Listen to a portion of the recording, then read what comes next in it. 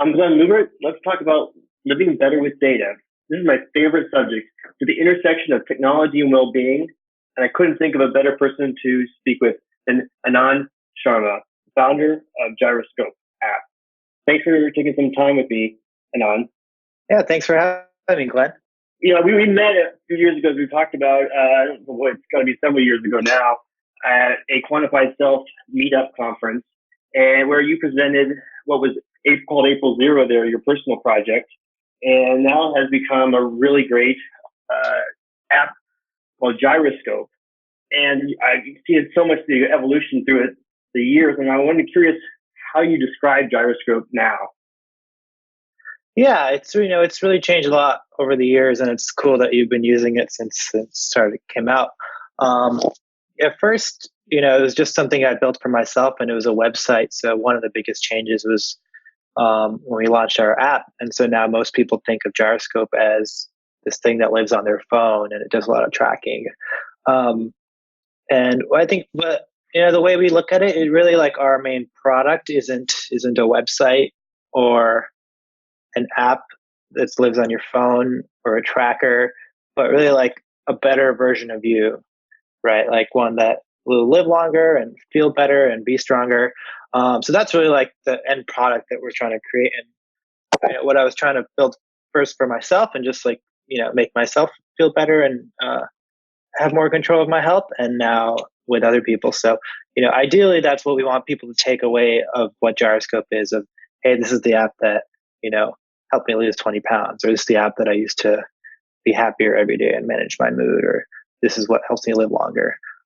So I think, we still have a little bit of ways to go until that's really what the product really does. And that's how everyone thinks about it, but that's what we aspire to. But like more concretely, we right now describe it as a way to track your life. So that's something that a lot of us quantified self people are into. I think normal people are now also just getting very interested in like tracking, whether they go and buy like an Apple Watch or a Fitbit, or tracking things just in apps and more digitally. So we wanted to streamline that process. I think everyone can kind of benefit from tracking, but it has to be really streamlined and smooth and like something that fits into your life. And then I think tracking is just the beginning. So the really cool part is, once you have this stuff being tracked, how do you improve it? And that's where there's like tons of room for, great software and tools and new things to come out, where how do we like help people improve their lives and their health. So yeah, that's kind of tracking and improving your life is kind of our current like tagline of what Gyroscope does in one sentence.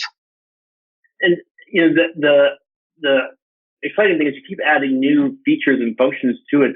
I think I see now, to get to that better version of you. And I was curious how you determine and prioritize the features. I see you're developing a new iPad app, and the Apple Watch app keeps getting updated. My favorite feature of that is being able to input my mood right from my watch. I find myself, if I have a few minutes, like I was waiting to get started with this call, and I'm like, oh, let me just do my mood right now, because it's right on my watch and super easy. And and you have interesting features like the places where you go, and the really nice, beautiful annual books that you publish. And I'm really curious how you prioritize and decide on which features you're going to create with Gyroscope. Yeah, we have a pretty small team, so we have to be pretty focused and kind of just work on one thing at a time. So yeah, we're definitely trying to pick the right things. I think one of the obvious things is just like what's possible now, right? So as technologies evolve and new things come out, that enables us to do new things that we might have wanted to in the past. So like the Apple Watch app, for example, like now the Apple Watch is actually pretty good and apps can run on there. So we were able to do that now, whereas 2-3 years ago that might have not been as practical. And like new data types like HRV and stuff coming out from the Apple Watch lets us build like new tools on top of that, whereas a few years ago that was some obscure thing that like no one had access to. And then so that's kind of part of it. And then the other big determinant is like what are tools that could help people be more healthy or track this data better. So part of it's like inputting data and having enough to analyze. So that was sort of impetus for places and building our Apple Watch like workout tracking and a bunch of these other tracking features. If we think this is valuable data that helps us make like the health score more accurate or helps us warn you if you're going to get sick, then that's like, the core part of the product. And then the other important thing is just having all this data like sitting around on your hard drive is not at all beneficial. So we have to really like keep people aware of it. So being like everywhere and easy to look up, whether it's on your wrist or in our Chrome extension whenever you open your computer or on your phone. We need people to actually look at their health score and check it and make decisions based of it. So we're trying to be on all these platforms and support as many people as possible. So that was sort of part of also the iPad app experience, which is like a side project that we're working on. But yeah, like the core of it is just like making your data like more accurate and more detailed, and then finding new ways to like change your behavior. So we keep making people more healthy and more aware of like what they're doing. Even that you're sending the weekly email, I find it a bit useful there. Like, oh, okay, I can see up or down from last week. It's been, I'm already in email, so. Yeah, it's interesting. I mean, you would think people would know this stuff because it's like what you did this week, but it's really easy to just forget what happened or not really be aware of how things are changing. So I think it's like you can't really understate how useful these tools can be, and like just constantly needing to be aware of them and check them. So I think you've experienced that, and other people are like just starting to like incorporate that into their lives. Yeah, my partner, when I said I was in an interview, asked about being able to do a sleep going back more than 2 days. And I was reading an article, I think that one of the articles when I was preparing for this is that you said that you get so many ideas and requests that you wouldn't be able to, you can't even keep up with it. You have to have an army of developers for the amount of requests you. Yeah. There's definitely a lot of stuff that people want to, once you kind of start doing it, then it gets kind of addictive, and like people just want to track like everything about their lives. And there's some stuff that we're still not tracking yet, so that's like a common demand. But I think we have pretty good coverage now of like the things that are really most important and impact your health are now like all showing up in the app. And it's now it works completely on Android and on iOS, all full features. Yeah, pretty much. At least on our end. I mean, I think there's certain devices are just better and higher quality. So the main one we recommend is the Apple Watch. But on Android, a lot of our users use a Fitbit or Garmin or Oura Ring, and those also work well. So yeah, my top recommendation is if you're getting everything from scratch, then like an iPhone and an Apple Watch is going to be like what we use and what is going to give the most data and like the most proper Gyroscope experience. But at this point, yeah, anyone with just a computer or an Android phone or an iPhone can just install the app and get started. So that's gotten like much easier over the years. But like a lot of the more advanced features, like analyzing your heart rate variability and warning if you're going to get sick, that kind of requires certain devices and stuff that are mostly available on iOS right now. I look at. I've done a lot of research in the last couple of years in behavior science. I've done a lot of work with Dr. BJ Fogg at Stanford for his behavior science work, and I'm curious then, how do you view the data part to the actual behavior change piece, and how you're trying to think about marrying those two? Mm-hmm. Yeah, I think they're both important. I mean, until now, there's so much work in engineering and stuff just to get the data, so that's taken up a lot of our attention. Yeah. And now that that's working pretty well for people at scale, we're spending more of our time on the behavior side of it and kind of creating more of these feedback loops. So yeah, I think, around human behavior and like using data to improve that is like, something that we have started on and we have some good tools for, and there's just like many more years of work to like keep improving that and building that better until like everyone's actually healthy.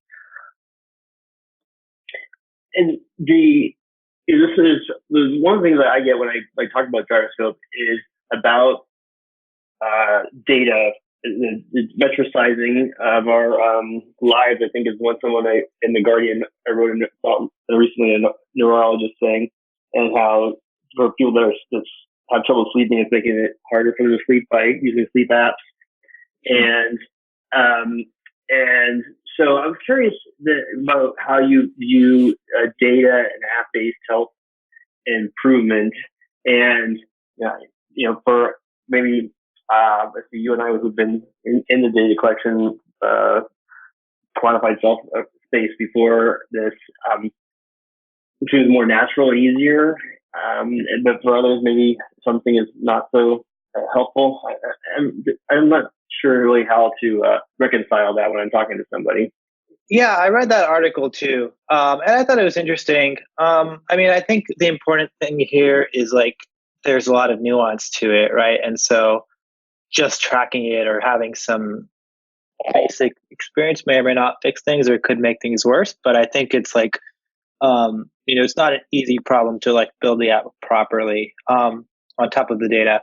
I don't think like just tracking the data is like is going to be a negative impact. I think that especially if it's like passive, like you might as well be recording these things about yourself. But I think figuring out what's the right software to build and how do you create that right interface that's like the right balance of motivating but not like too demotivating if it's not good stats and stuff, like that is like a full-time, there's a whole company that needs to be focused on that and like improving that, and that's what Gyroscope is.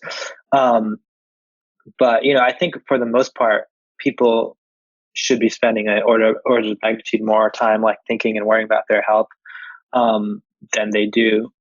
And so I think apps and things that like get people to realize that are necessary. And I think there is going to be some of this discomfort as there's like a big disconnect with like how healthy people think they are, how well they think they're eating or sleeping, and then when you actually measure it, if it's very bad, like there's no way to really sugarcoat that too much. Right.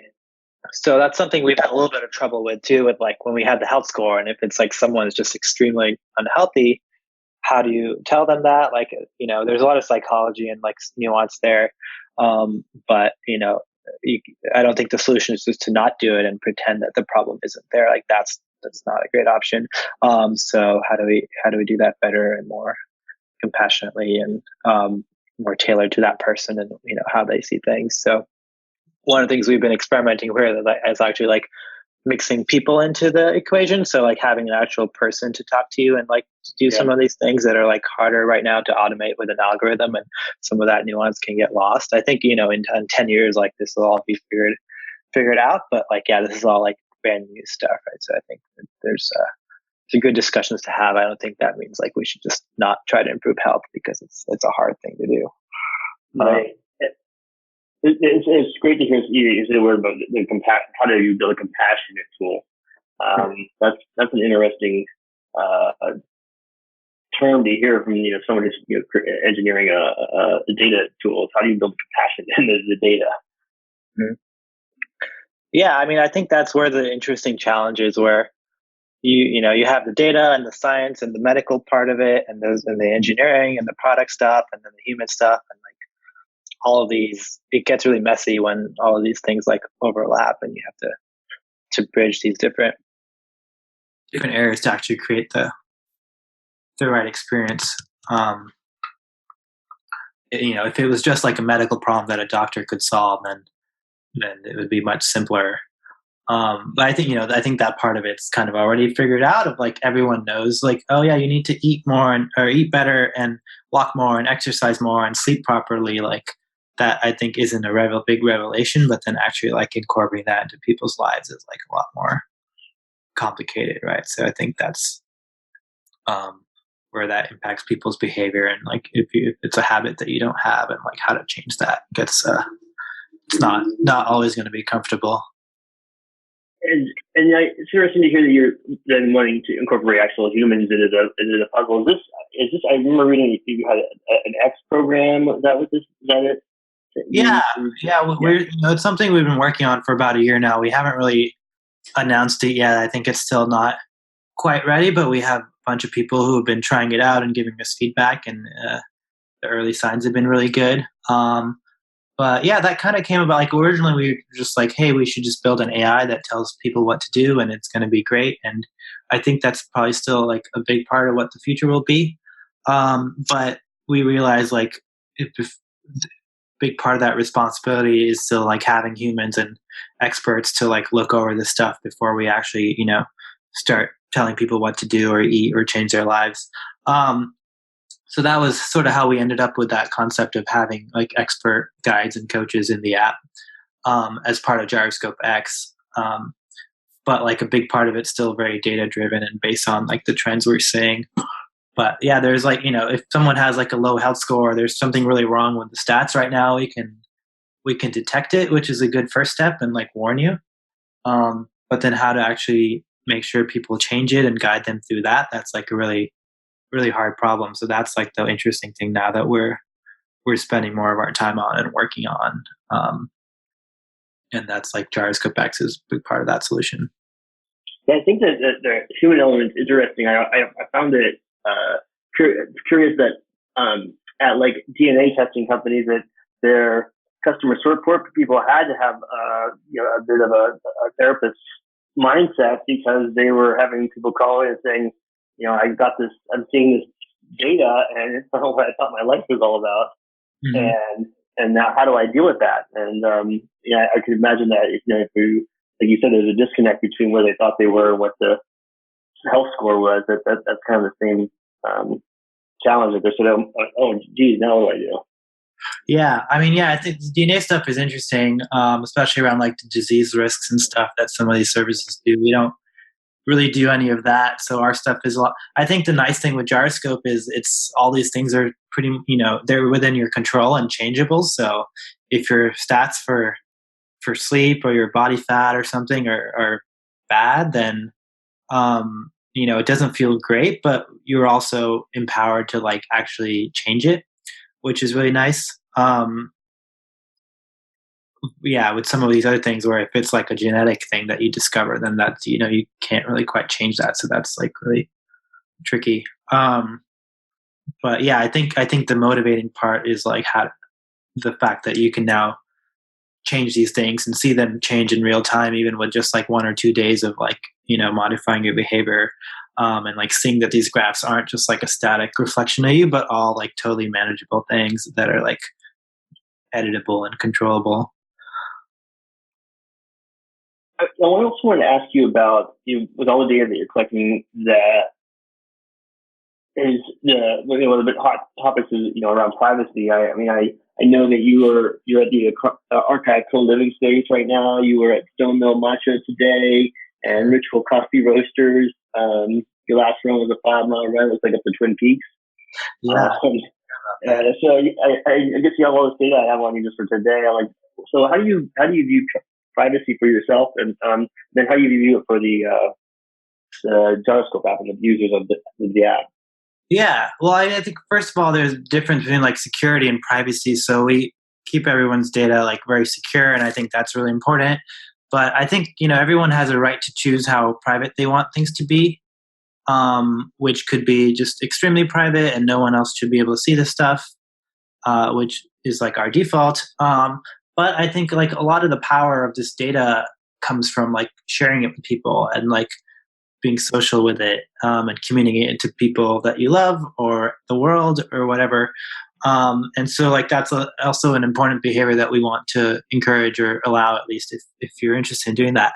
Because again, like if you're just storing this stuff on your hard drive, no one can access it, even you, then that's like the most secure private version, right? But it also has no impact on your life. So I don't think, that's the right way to do it. And that's what a lot of people just sort of default to, especially in like the medical world, right? Where everything is like, has to be totally locked down just by law. But I think that's kind of a shame because, then you're really losing out on a lot of impact and visibility of these things, where even something simple like just being able to see it on your iPad and on your watch and your computer are like powerful. So like we just added blood level tracking, which only you can see your own, but like I was just able to see my graph of my cholesterol and like saw that it was actually going up, and that was like eye-opening because without, before that was actually available, I had no idea like what was actually happening, even though I had all this stuff flying around like in a secure PDF that was sent to me somewhere. So, I think having things available at least to yourself is an important like level of privacy. And you don't want things to be so private that like you can't even access it yourself. First of all, but yeah, I think I've also been experimenting with like making all my stuff public, which I don't think like everyone should do or wants to do.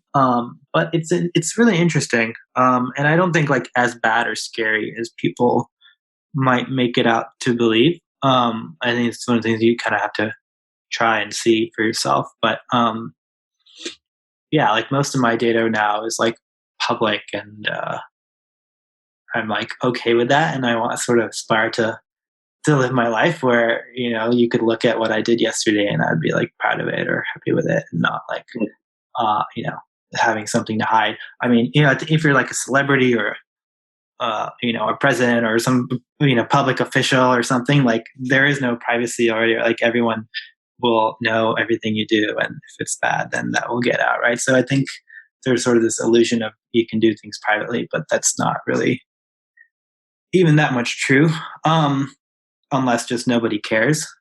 But like I'm like when I'm out on the street or at a restaurant, like you mentioned, or like running on Twin Peaks, especially in SF, I think where it's like such a small world, it's like a non chance I'll run into someone that I know anyway. So it's like, yeah, it's really interesting. I think again, like there's this, like a really nuanced, interesting space, and it's not like a black or white answer, but I think like it needs to be done like properly in a way that like fits in with people's lives.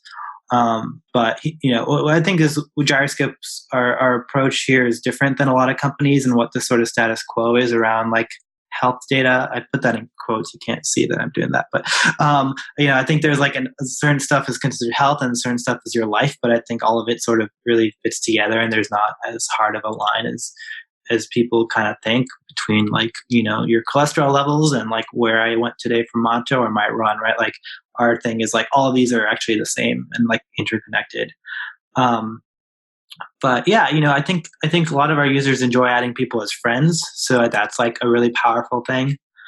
So being able to choose which of your friends can see which of your stuff is like, I think like a very natural thing that people expect to be able to do. So that's one of the things we really try to encourage and allow and make easy. But then also like one of the things we've figured out is having different levels of control for different types of data. So there's certain things that are more sensitive, like maybe your weight or like what apps you're using that you don't want people to see, or your location is an obvious one. So we make that really easy to hide with one click from everyone while still competing on like, let's say your running or your steps.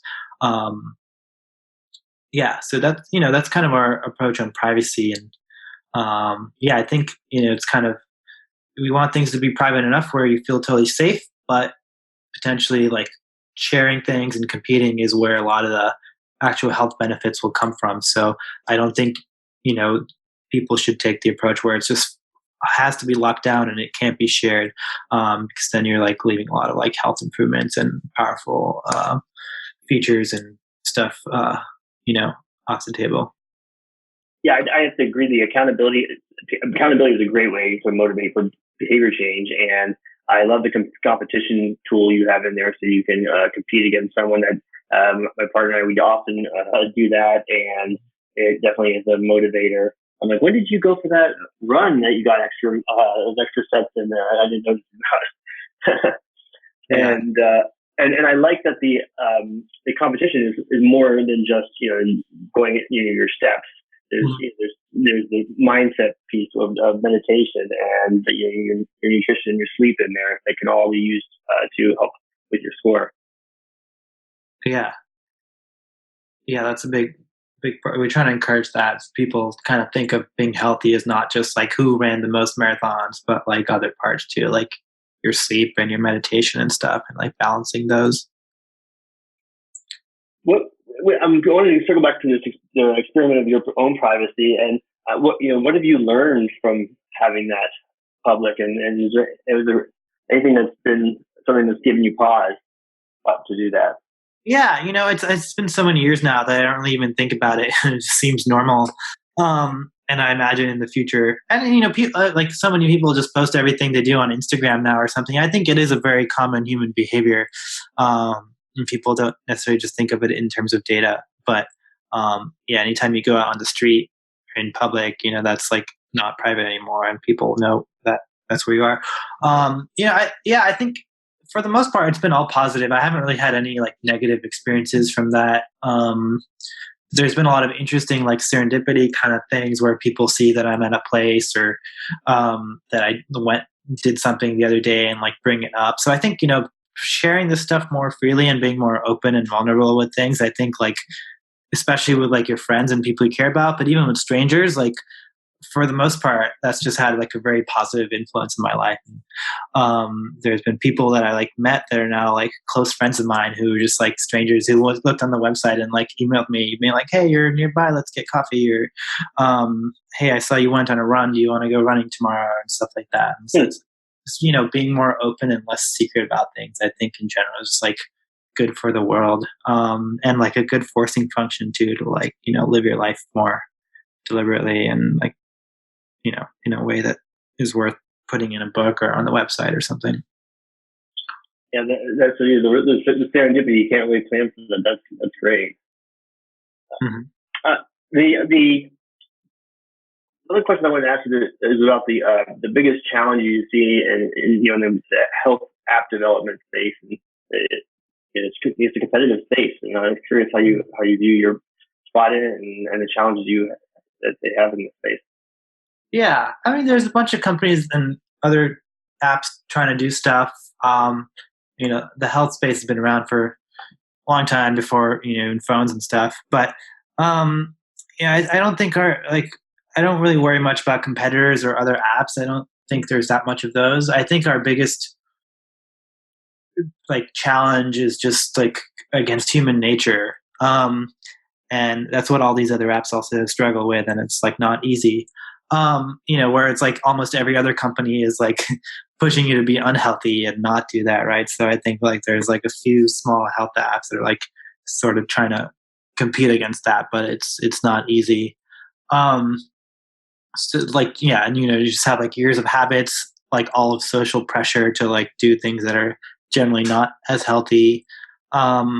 Whether it's just not exercising or like eating unhealthy foods and like culture, going to bars and drinking and stuff. Like almost everything is like the opposite of like what a health app would tell you to do. So it's like just for one app on your phone to like try to fight all of that is not easy. And then how to, it's and then a lot we get a big spike of traffic on like January 1st or these times of years when people are like really motivated to get healthy, but that quickly drops off, which is not just unique to us but the whole industry and gym workout apps and stuff, right? So I think that's kind of a lot of the tricky things and challenges that everyone has of how do you actually keep people motivated long term once like the excitement wears off. How do you like really get across the magnitude of like these health risks if you don't manage them, like what will actually happen, and then those are a lot of things that I think we and everyone else sort of runs into right now, and I think whoever can sort of solve that first will just be a very big company, but none of our competitors have really done that either, so I'm less worried about that and more worried about just like I think our biggest competitors are like Netflix and donuts and all these other things that are a lot easier to consume and get addicted to, whereas no one's like addicted to checking their jar. Oh, maybe they are, but it's a lot less likely to happen where it's like you're addicted to working out or checking your Gyroscope reports and like improving them. It's like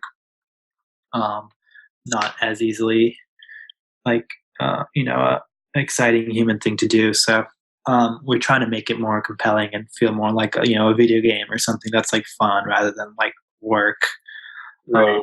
Even renamed like workouts to play like in the app and stuff. So I think there's a bunch of small things here that'll eventually add up and like start to solve these problems and like change people's behavior. But that's definitely the hard part. Now with Gyroscope X, part of that's like telling people what to eat and improve their diet and stuff. So that's like as you can imagine, so it's often hard to do and very easy to just fall off of that. So how to get that to happen without find balance in people's lives is just like a ongoing challenge that we're always gonna be working on and trying to do better.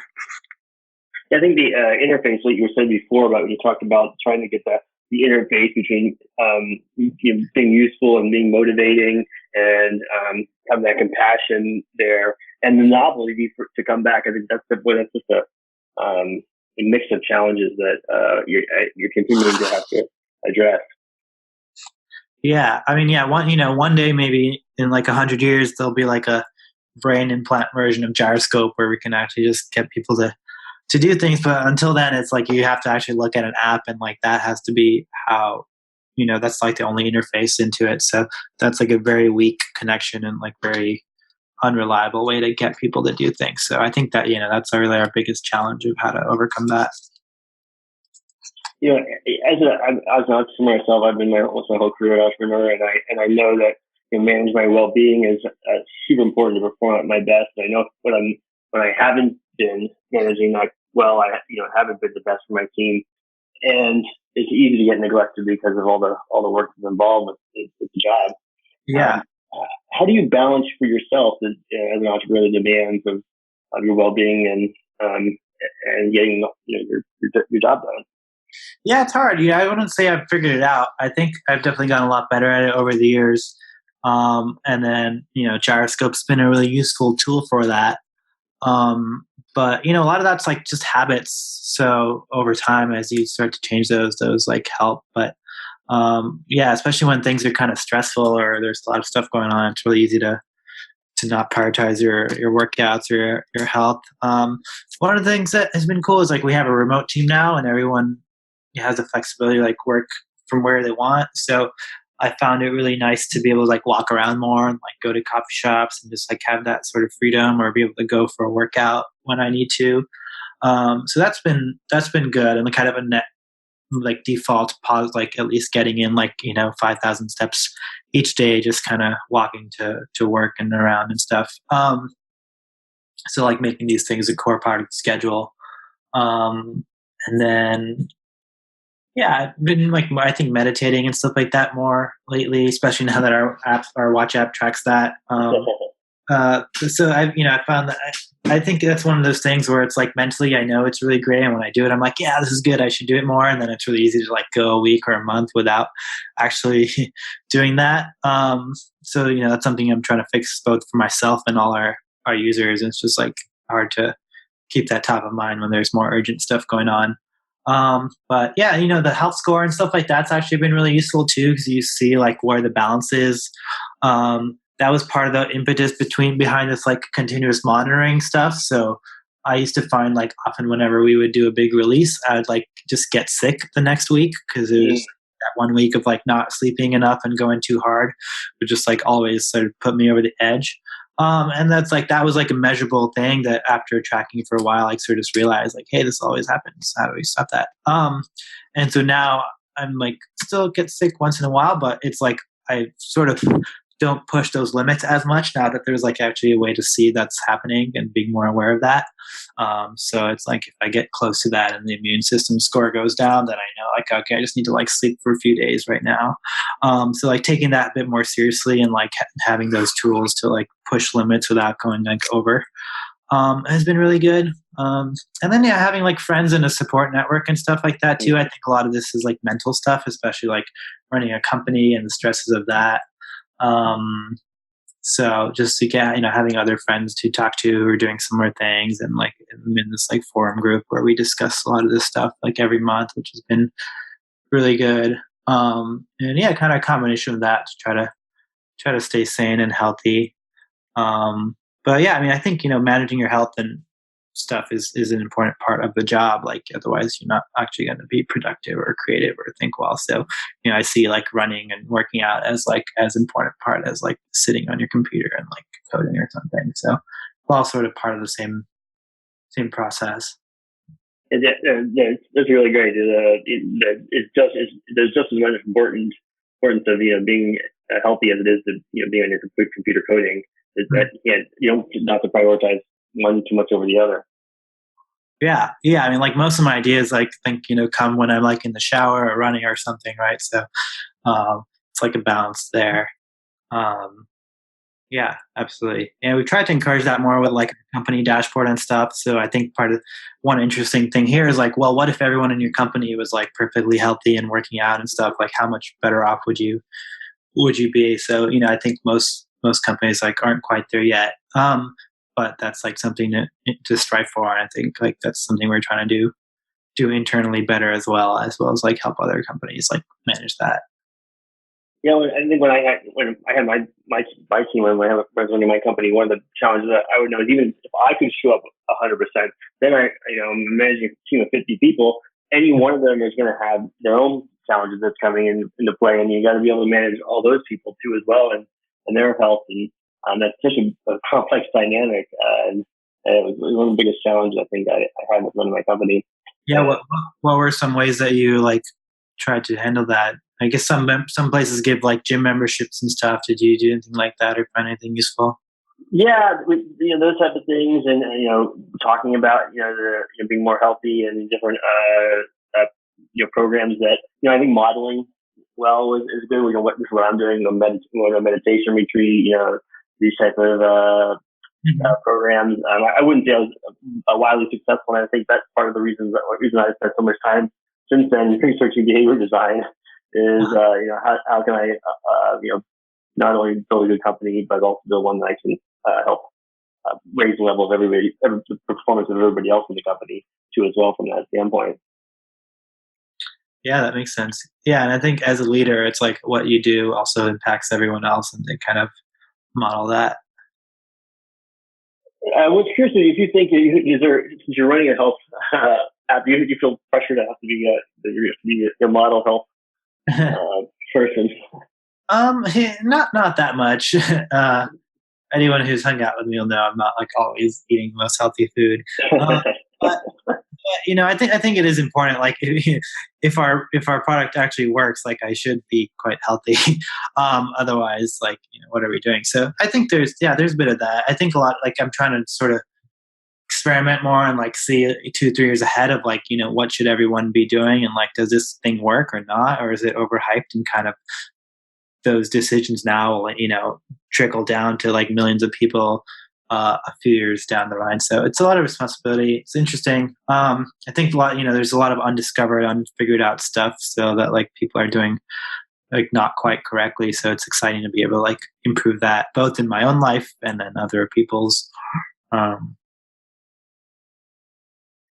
When you're talking about when you talk about the social aspect of everything, which is so undervalued in our well-being, and you're out talking with those people about this tool. What do you tell them to get them to be interested in checking out Gyroscope? It depends. I mean, I think some people sort of gravitate towards this kind of stuff and are excited to get access and use it, and then other people maybe aren't quite ready for it or not quite interested. I found like certain things just get people a lot more excited. Like we have this book, and whenever someone likes to do that, they're like, "Oh, cool! How do I get this? Like, what this stuff?" So I think part of it's like showing these like end results that are exciting that everyone wants. Whether it's like a map of what you did and more social stuff, or like health related things. Almost everyone here I know is like now starting to get like R ranks and measure their sleep and like track that more. So I think that's changing a lot. Where people who were like, I don't care about tracking a couple of years ago, now they're like, oh, how much am I sleeping? How do I see that? And that's like starting to catch on. So as people do that more, I think they want ways to do that for like all of their lives rather than just like one or two segments. Yeah. Yeah, I think when someone gets an Apple Watch, that's the first thing I tell them. I mean, like to get the most out of this Apple Watch, you should download this app. I think a lot of it I think is device driven too. Then someone gets an Apple Watch or an Aura Ring or something, and then now it's like an obvious like thing that this is how you use it properly. Well, that's great. Thank you, Anand, for taking so much time with me today. This will be a good place to wrap up. I just wanted to say if you could tell a little bit about how people find out more about Gyroscope and follow you. Yeah, absolutely. So yeah, everything about us is on the website, Gyrosco.pe. And then you can also just search for us in the App Store. That's probably the easiest way to just try it out, get started. So it's just spelled Gyroscope. And yeah, we're in the App Store and the Play Store. So those are both kind of the quickest ways to just get the app, and you can get set up within like less than a minute and start to see your stats. So I think that's just like the easiest way for anyone to start trying these things out and see how it fits into your life. And you're active on Twitter too as well? Yeah, and then we have a Twitter account, Gyroscope_app, and then I'm April 0 on Twitter, so it's just spelled out April 0. Awesome. Thank you so much again, Anand. I really appreciate it. Well, thank you, Glenn. Have a good day. You too.